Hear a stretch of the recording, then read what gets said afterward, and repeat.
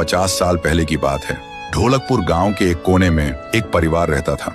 उस परिवार में था पीहू, उसका बड़े भाई साहुर और उनके मम्मी पापा। एक सुबह पीहू और साहुर घर के बाहर खेल रहे थे और अंदर उनकी मम्मी किचन में खाना बना रही थी। वो थोड़ी जल्दी में थी और तभी अचानक उनके कपड़ों में आग लग जाती है। वो चीख चीख के चिल्लाने लगती हैं। पीहू और साहुर मम्मी की चीख सुनकर भागकर अंदर आते हैं और जैसे ही मम्मी को जलते हुए देखते हैं वो चिल्लाते हैं, पापा जल्दी आओ पापा। पापा भागकर आते हैं लेकिन मम्मी को बचाने के लिए जैसे ही हाथ बढ़ाते हैं उनके कपड़ों में भी आग पकड़ लेती है और कुछ ही सेकंड्स में दोनों जलकर राख हो गए। पीहू और साहुर सिर्फ देखते रह गए जैसे पूरी दुनिया ही खत्म हो गई हो। अब पीहू घर में अकेली रहने लगी और साहुर हर दिन खेतों में काम करता, सिर्फ इसलिए ताकि उसकी बहन भूख से ना रहे। एक पूर्णिमा की रात थी।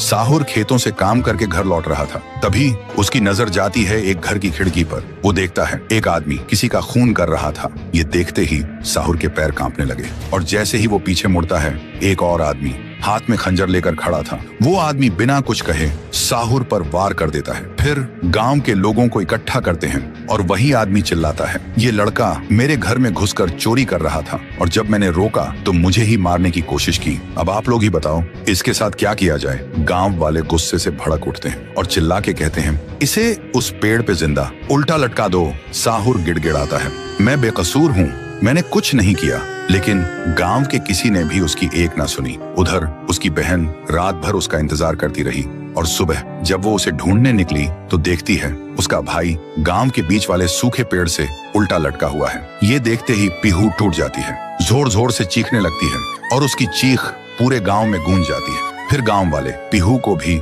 चोर का बहन कहकर गांव से निकाल देते हैं और तब से साहुर की आत्मा उस पेड़ के अंदर समा गई थी और पीहू गांव के बाहर एक झोपड़ी में रहने लगी थी। रोज एक पेड़ के नीचे बैठकर भीख मांगती थी लेकिन कोई भी उसे कुछ भी खाने को नहीं देता था।